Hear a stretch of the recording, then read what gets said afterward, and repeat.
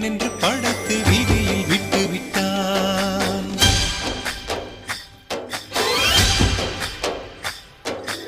இப்படி இன்னொரு பெண்மையை படைக்க தன்னிடம் கற்பனை தீர்ந்ததை எண்ணித்தான் பிரம்மனும் மூர்ச்சையுற்றான்.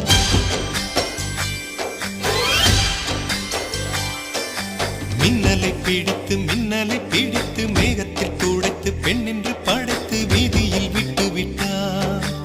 இப்படி இன்னொரு பெண்மையை படைக்க தன்னிடம் கற்பனை தீர்ந்ததை எண்ணித்தான் பிரம்மனும் மூர்ச்சையுற்றார். அவளின் நாசிக்குள் நுழைந்த காற்று உயிரை தடவி திரும்பும் போது மோட்சம் அடைந்து ராகங்கள் ஆகின்றதே.